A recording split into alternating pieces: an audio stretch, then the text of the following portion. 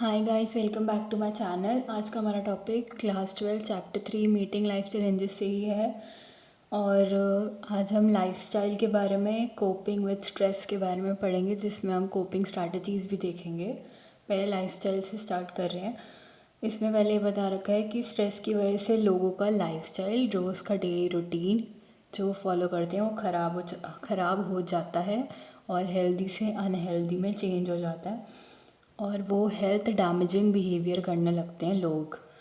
जिनका स्ट्रेस की वजह से लाइफस्टाइल चेंज होता है। और ऑब्वियस सी बात है, स्ट्रेस की वजह से चीज़ों में चेंज आ रहा है मतलब नेगेटिव चेंज ही आएगा। स्ट्रेस की वजह से पॉजिटिव नहीं होता चेंज। डिस्ट्रेस की वजह से नेगेटिव ही आता है। हम यहाँ स्ट्रेस के गलत नेगेटिव चीज़ें ही देख रहे हैं क्या क्या होती हैं। तो हेल्थ डैमेजिंग बिहेवियर का मतलब कि वो अपनी हेल्थ को ही नुकसान पहुँचाने वाले काम और ऐसे एक्शंस करते हैं, जैसे कि अनहेल्दी खाना खाना हो गया, कुछ एक्सरसाइज वगैरह ना करना, और बहुत देर तक सोना या बिल्कुल नहीं सोना। मतलब कुछ भी हो सकता है, पर्सन टू पर्सन डिपेंड करता है। और लाइफस्टाइल का वैसे मतलब क्या होता है बुक के हिसाब से, वो एक बार देख लेते हैं। लाइफस्टाइल हमारा ओवरऑल पैटर्न ऑफ डिसीजंस होता है और बिहेवियर्स होता है, जो कि डिटरमाइन करता है, बताता है एक पर्सन की हेल्थ के बारे में और उसकी लाइफ की क्वालिटी कैसी है इसके बारे में। अब इसको थोड़ा डीप में जाके समझेंगे तो इसका मतलब ये है कि लाइफस्टाइल वो चीज़ है कि कोई पर्सन कैसे अपनी लाइफ जी रहा है, क्या क्या अपनी लाइफ में वो बिहेवियर या एक्शंस कर रहा है, और कैसे वो अपने आप को मतलब संभाल के रखता है, कैसे अपनी हेल्थ का वो ध्यान रखता है, क्या क्या वो डिसीजंस लेता है जिससे कि वो सही रहे, और उसकी लाइफ की बेसिकली क्वालिटी क्या है, बहुत अच्छी, बहुत गंदी, बहुत ख़राब, या मीडियम, ठीक ठीक है, मतलब नॉर्मल। आगे बता रखा है कि जो इंडिविजुअल्स स्ट्रेस्ड होते हैं, मतलब जो स्ट्रेस फेस कर रहे होते हैं, वो वाले इंडिविजुअल्स खुद को ज़्यादा एक्सपोज कर लेते हैं पैथोजेंस के प्रति। पैथोजेंस वो एजेंट्स हैं जिनकी वजह से हम लोग बीमार पड़ते हैं या लोगों को फिज़िकल इलनेसेस होती हैं उसकी वजह से। जैसे मैंने लिखा है सामने, शारीरिक बीमारियाँ, ठीक है। यानी कि जिन इंडिविजुअल्स को स्ट्रेस होता है ना पहले से, या जो इंडिविजुअल स्ट्रेस में होते हैं, वो ऑलरेडी खुद को एक्सपोज कर चुके होते हैं, कांटेक्ट में आ चुके होते हैं पैथोजेंस के, कि वो खुद इतने वल्नरेबल हो जाते हैं। वो ऐसे बिहेवियर्स करते हैं जो कि रिस्की हैं और जिसकी वजह से वो डेवलप कर सकें क्या, फिज़िकल इलनेस, या कोई भी उन्हें हेल्थ इशू हो सकता है, फिर चाहे वो कोई डिजीज़ हो, कोई डिसऑर्डर हो, या कोई भी प्रॉब्लम हो हेल्थ रिलेटेड। आगे बता रखा है जो लोग स्ट्रेस में होते हैं उनके पुअर न्यूट्रिशनल हैबिट्स होते हैं। ओबियसली जो मन में आता है वो खाते हैं, बिल्कुल अंधाधुन, बिना सोचे समझे, हेल्दी अनहेल्दी के बीच का फ़र्क भूल जाते हैं, और सोते कम हैं, और ज़्यादातर वो एंगेज होते हैं, ज़्यादातर वो इन्वॉल्व हो रहे होते हैं कहाँ पर, हेल्थ रिस्किंग बिहेवियर में, जैसे कि ड्रग्स हो गए, स्मोकिंग अब्यूज़, अल्कोहल अब्यूज़, ये सारे। और ऐसे हेल्थ इम्पेयरिंग बिहेवियर्स जिनकी वजह से हमारी हेल्थ ख़राब हो या हमारी हेल्थ को नुकसान पहुँचे, वो धीरे धीरे ये डेवलप करने लग जाते हैं ऐसे बिहेवियर्स को। और उसी की वजह से जो लाइफ के कुछ अच्छे एक्सपीरियंसेस होते हैं वो परमानेंटली उन्हें इन्जॉय नहीं कर पाते, क्योंकि वो नेगेटिव बिहेवियर्स की तरफ ज़्यादा जा रहे होते हैं ना। इसलिए वो अपनी लाइफ के जो प्लीजेंट कुछ अच्छे एक्सपीरियंस या कुछ अच्छी मेमोरीज़ भी है ना, उन्हें भी इन्जॉय नहीं कर पाते, वो भी उनके लिए टेम्पररी हो जाती हैं बिल्कुल, ठीक है। और हम इग्नोर करते हैं कि इस चीज़ को, कि जो स्ट्रेस का लॉन्ग टर्म इफ़ेक्ट पड़ता है ना, डैमेजिंग इफ़ेक्ट, मतलब जो डैमेज कॉज करे और हार्मफुल हो हमारे लिए, उसे, और अंडर एस्टिमेट करते हैं हम स्ट्रेस की वजह से जो रिस्क हो रहा है, या स्ट्रेस की वजह से जो हमारी लाइफ में चेंजेस आ रहे हैं, स्ट्रेस की वजह से जो हमारा जीने का तरीका बदल रहा है ना, हम लोग उसे भी अंडर एस्टिमेट करते हैं, एकदम नज़रअंदाज टाइप। स्टडीज़ ये रिवील करती हैं कि हेल्थ प्रमोटिंग बिहेवियर क्या होता है, मतलब जिनसे हेल्थ एनहांस हो, इम्प्रूव हो, अच्छी हो, या इंसान हेल्दी रहे, ज़्यादा टाइम तक ज़िंदा रहे।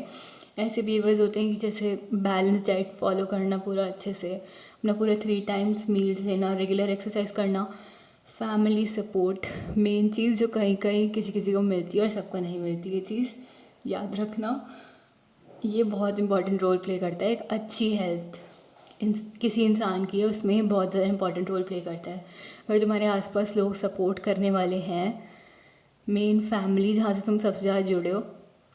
तो ऑब्वियस सी बात है तुम खुश रहोगे, तुम्हारी हेल्थ अच्छी होगी। और अगर ऐसा नहीं है तो फिर उल्टा इफेक्ट ही पड़ेगा, नेगेटिव वाला।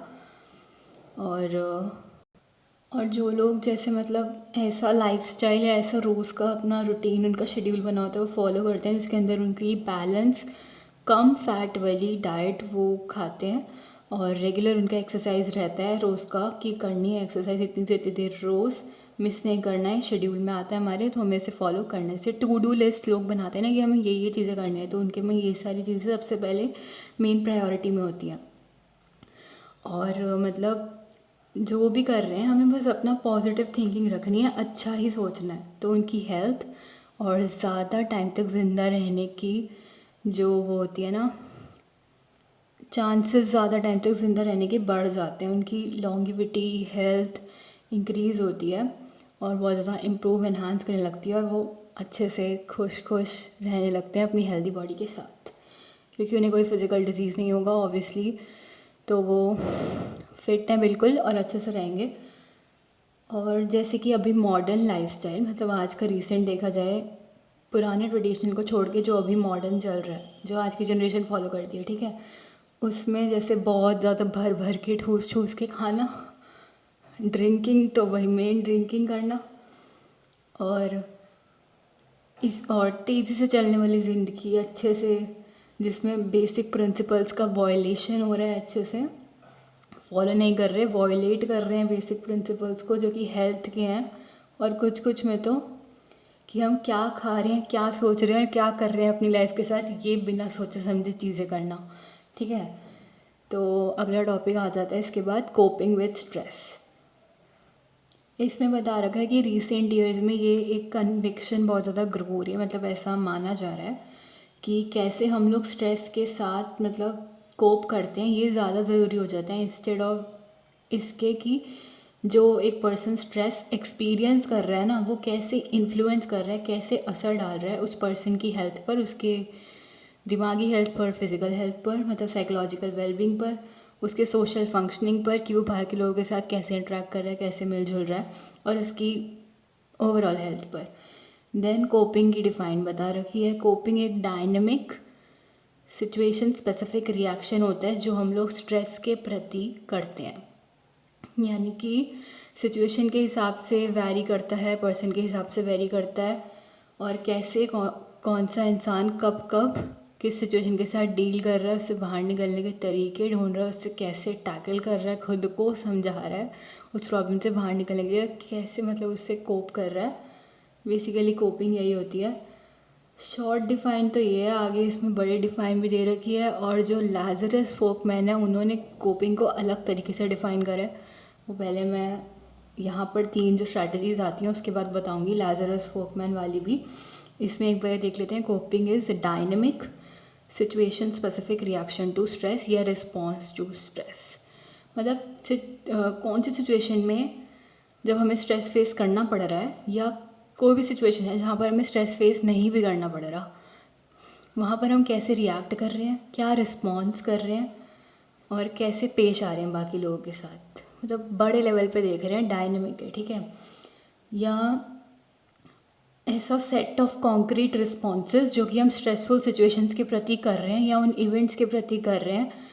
जिनमें हमें प्रॉब्लम्स नज़र आ रही हैं, और हमें उन प्रॉब्लम्स को सॉल्व करना है और स्ट्रेस को रिड्यूस करना है। सिंपल कहने का मतलब है कि जब हम स्ट्रेस को कोप कर लेते हैं, और कोपिंग के अंदर जो 2 चीज़ें मेन आती हैं, मैंने लिखी भी है सामने, प्रॉब्लम हमारी रिजॉल्व, हमें प्रॉब्लम का सोल्यूशन मिल गया तभी हमने कोप कर लिया, जब प्रॉब्लम ख़त्म तो स्ट्रेस भी नहीं होगा, तो स्ट्रेस हमारा रिड्यूस हो गया, ठीक है।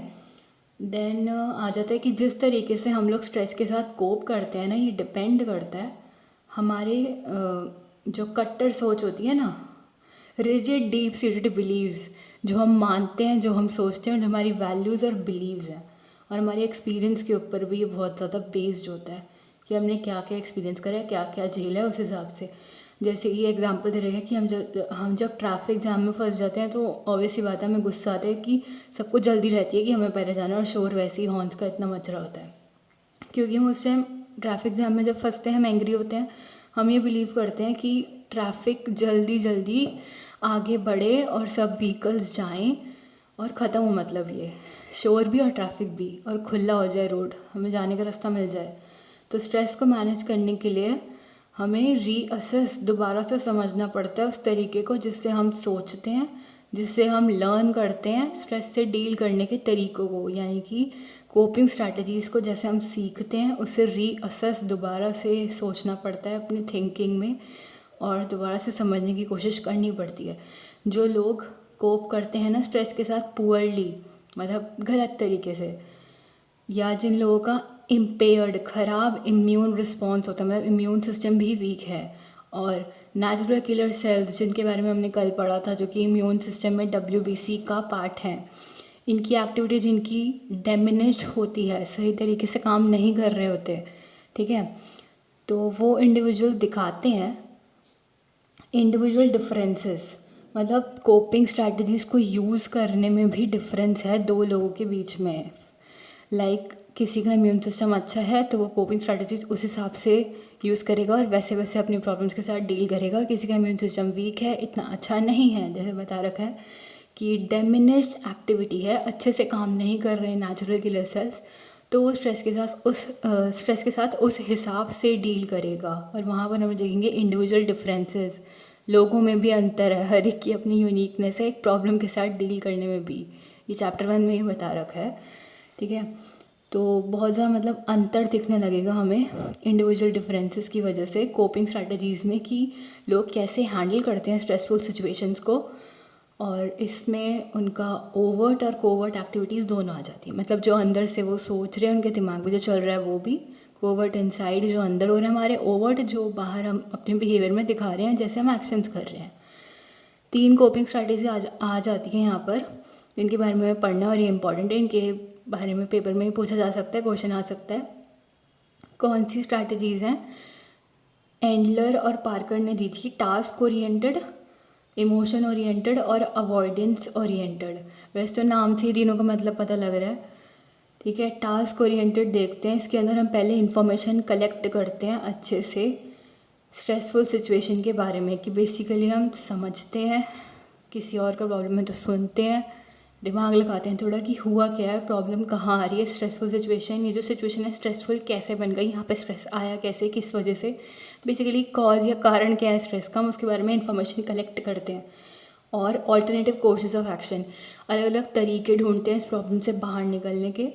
और फिर सोचते हैं कि अगर ये करेंगे तो इससे ये आउटकम निकल के आएगा, ये रिज़ल्ट हो सकता है, या ये करेंगे तो अच्छा हाँ इससे प्रॉब्लम सॉल्व हो जाएगी, किसी को नुकसान नहीं होगा, सबका अच्छा होगा, लाइक ऐसे करके प्रोबेबल आउटकम रिज़ल्ट क्या क्या करने पे क्या क्या हो सकता है ये सोचते हैं। और इसके अंदर हम अपनी प्रायोरिटीज़ को डिसाइड करते हैं कि हाँ इस प्रॉब्लम से बाहर निकलने के लिए सबसे पहले ये करना है। सबसे पहले इंसान को लाइक खुद ठीक होना चाहिए, उसकी हेल्थ अच्छी होनी चाहिए, उसकी सोच पॉजिटिव होनी चाहिए, तभी वो इस चीज़ से बाहर निकल पाएगा। वरना अगर वो खुद के बारे में ही नेगेटिव सोचता जाएगा, उसका सेल्फ इस्टीम वहीं डाउन हो जाएगा और वो बाहर तो बाद में निकलेगा और वहीं फंस जाएगा, अंदर ढसता चला जाएगा। और जैसे प्रायोरिटीज़ डिसाइड करी हैं अपनी ज़रूरतों को, जैसे जैसे हमने डिसाइड करा कि पहले ये करना, फिर ये करना, फिर ये, इस प्रॉब्लम से बाहर निकलने के लिए, उसके बाद उन प्रायोरिटीज़ के हिसाब से एक्ट करना, उन प्रायोरिटीज़ के ऊपर काम करना, और डायरेक्टली सीधा अटैक करना स्ट्रेसफुल सिचुएशन पे, सीधा स्ट्रेसफुल सिचुएशन के साथ डील करने की कोशिश करना।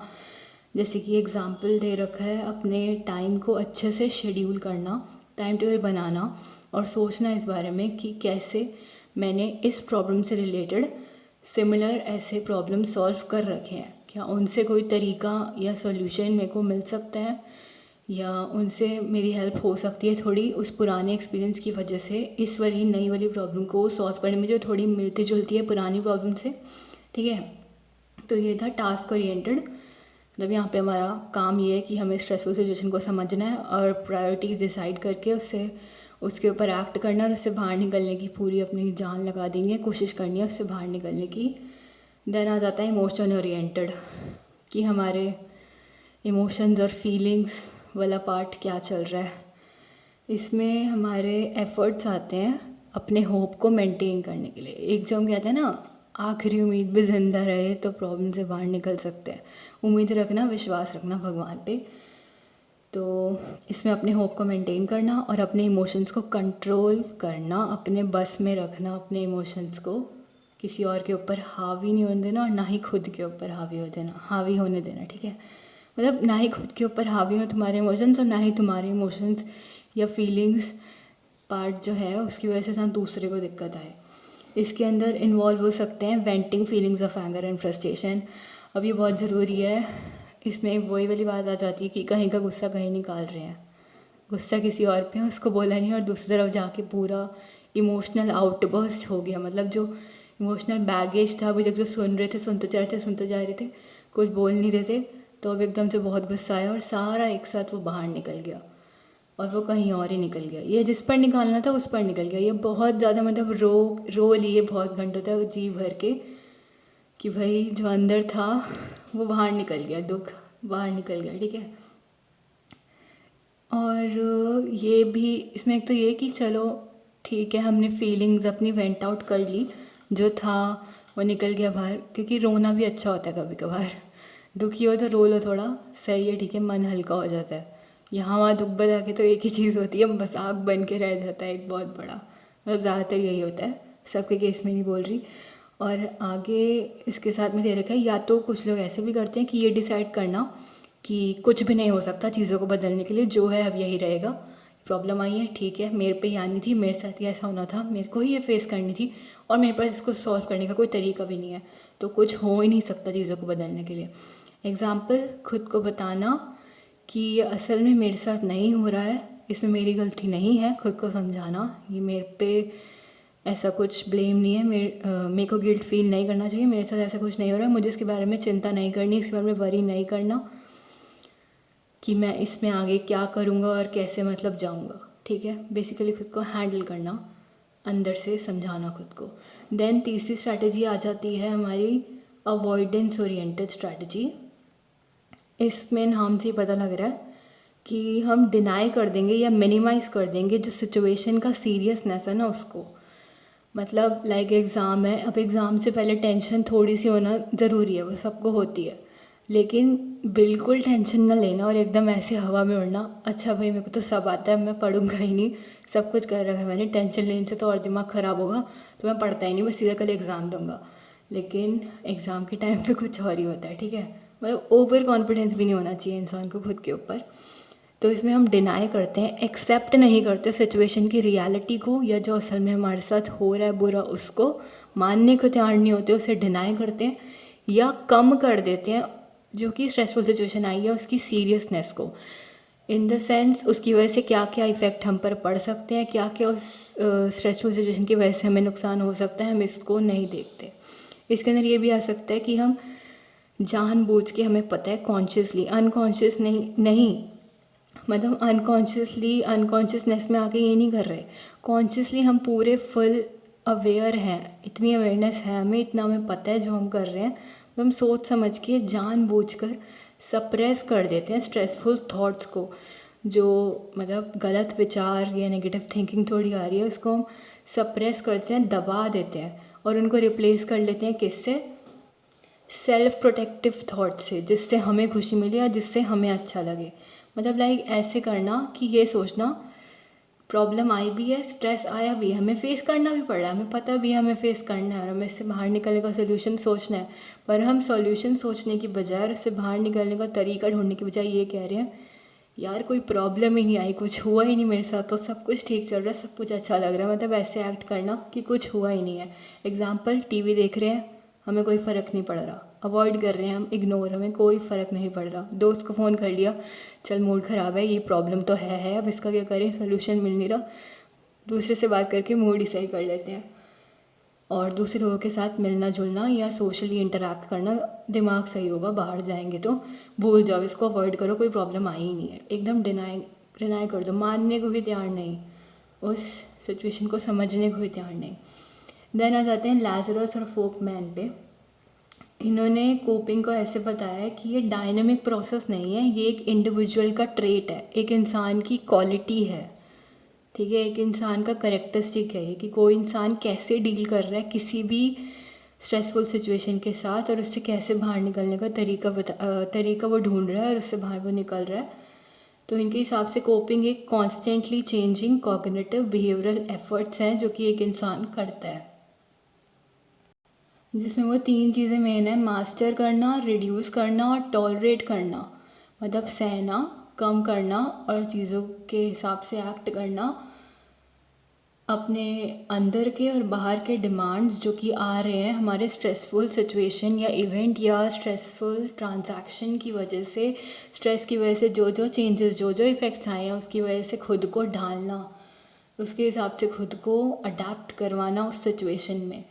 कोपिंग जो है ये अलाउ करती है एक इंडिविजुअल को कि वो मैनेज कर सके, हैंडल करने की कोशिश कर सके, या उस प्रॉब्लम को जो आई है उसके पास उसे चेंज कर सके, ऑल्टर कर सके, उसका सॉल्यूशन निकाल सके, और अपना इमोशनल रिस्पॉन्स उस प्रॉब्लम के प्रति जो वो इंसान देगा उससे वो रेगुलेट कर सके, मतलब उसे मेंटेन करके रख सके, हेल्पलेस या होपलेस वाली लाइन में ना जाए, पॉजिटिव थिंकिंग रखे और ऑप्टिमिस्टिक थिंकर बन के उसे कन्फ्रंट करना सीखे प्रॉब्लम को। अब लाजरस और फोकमैन के हिसाब से कोपिंग रिस्पॉन्सेस को दो तरह से डिवाइड कर सकते हैं, problem focus, emotion focus. Problem focus हमारी टास्क ओरिएंटेड से सिमिलर है लेकिन दोनों सेम नहीं है, ठीक है। और मेन बात इसमें कंफ्यूज मत होना, क्योंकि एंडलर और पार्कर ने 3 स्ट्रैटेजीज दी हैं, task oriented, emotion oriented, avoidance oriented, जिनके बारे में अभी पढ़ा। लेकिन इन्होंने ये लाजरस फोकमैन इन्होंने 2 दी हैं, प्रॉब्लम फोकस, इमोशन फोकस, ठीक है। और प्रॉब्लम वाली को तुम ऐसे समझ सकते हो कि टास्क ओरिएंटेड से सिमिलर है, थोड़ी सी उसके जैसी ही है, इसमें भी इंफॉर्मेशन ही गेन करते हैं, उसके बाद हमारी अवेयरनेस, नॉलेज इंक्रीज़ हो जाती है, क्योंकि हमें उस चीज़ के बारे में पता लग गया जिसकी वजह से स्ट्रेस हमारे पास आ रहा है, जिसकी वजह से हम टेंशन में हैं या एंजाइटी फील हो रही है हमें। और जो इमोशन ओरिएंटेड वो तुम्हारी इमोशन ओरिएंटेड वाली जो भी पढ़ी थी वो इससे सिमिलर तुम समझ सकते हो इमोशन फोकस से, बट सेम दोनों बिल्कुल नहीं है। अब मैं बढ़ा देती हूँ। प्रॉब्लम फोकस स्ट्रैटेजीज अटैक करती हैं सीधा प्रॉब्लम पर, इसमें हम ऐसे बिहेवियर्स या ऐसे एक्शंस करते हैं जिसमें हम इंफॉर्मेशन गेन करेंगे और जो इवेंट है स्ट्रेसफुल इवेंट उसे ऑल्टर, उसे बदलने की कोशिश करेंगे, अपने बिलीफ और कमिटमेंट्स को बदलेंगे, हम अपने विचारों को, अपनी वैल्यूज़ को, जो सोच है हमारी उसे बदलना ज़्यादा ज़रूरी होता है स्ट्रेसफुल सिचुएशन के टाइम पे, ठीक है। मतलब हमारी अवेयरनेस बढ़ेगी, उसके बाद हमारा लेवल ऑफ नॉलेज इंक्रीज़ हो जाएगा, और जो हमारे वैरायटी ऑफ हमारे पास फिर उसके बाद बिहेवियर में भी हमारे चेंजेस आने लगेंगे, दिमाग से भी हम सही सोचने लगेंगे, हमारे पास बहुत सारे कोपिंग ऑप्शंस आ जाएंगे, हमारे पास बहुत सारे मतलब तरीके हमें मिल जाएंगे उस प्रॉब्लम से बाहर निकलने के, और हम ऐसे एक्ट करेंगे कि हमें जो थ्रेट वैल्यू है ना, जो हार्म कॉज हो रहा है उस इवेंट की वजह से हमें बस उसे रिड्यूस करना है, उसे कम करना है। जैसे कि मैंने प्लान ऑफ एक्शन बना लिया और अब मैं उसे फॉलो करूँगी। देन आ जाती है इमोशन फोकस्ड स्ट्रैटेजीज़, इसमें हम साइकोलॉजिकल चेंजेस लाते हैं जिनकी वजह से हमें सबसे पहले जो हमारा इमोशनल डिसरप्शन हुआ है ना उसे लिमिट करना है, उसकी डिग्री को उसे कम करना है, जो कि इवेंट की वजह से हमारे फीलिंग्स में, इमोशंस में चेंजेस आए हैं ना। मान लो किसी चीज़ से हम हर्ट हो गए, बहुत दुखी हो गए, उससे पहले हमें सही करना और नॉर्मल लेवल पे लेकर आना है, और इवेंट का जो असर हम पर पड़ा है उसे कम करने की कोशिश करनी है। फॉर एग्ज़ाम्पल कि मैंने ये कुछ चीज़ें करी कि मैं इसको अपने सिस्टम से बाहर निकाल सकूं, मतलब मैं रो ली थोड़ी देर 1-2 घंटे के लिए, क्योंकि हाँ मेरे को दुख था, इस बात का कोई समझने वाला नहीं था, तो मैं रो ली थोड़ी देर के लिए, और मेरा जो अंदर का था पूरा भड़ास, दुख है ना, और वो सब बाहर निकल गया, मुझे हल्का लग रहा है रोने के बाद, मेरा मन हल्का हो गया, ठीक है। लिखा है ना कि I did some things to let it out, मुझे इसे बाहर निकालना था किसी भी तरीके से। हाँ, मैंने किसी और पे गुस्सा नहीं निकाला, मैं अकेले रो ली थोड़ी देर बैठ के, मुझे समझ आया, ठीक है, अपने सिस्टम से बाहर निकालने के लिए इस चीज़ को। और दोनों problem focus, emotion focus coping strategies necessary हैं, ज़रूरी हैं जब हम किसी भी स्ट्रेसफुल सिचुएशन को फेस कर रहे हैं। रिसर्च ये सजेस्ट करती है और ये बताती है कि जो प्रॉब्लम फोकस स्ट्रैटेजी है ना, लोग उसको ज़्यादा यूज़ करते हैं इंस्टेड ऑफ इमोशन फोकस वाली स्ट्रैटेजी से, ठीक है। तो अभी के लिए इतना ही, आगे हम पढ़ेंगे स्ट्रेस मैनेजमेंट टेक्निक्स के बारे में। Thanks for watching.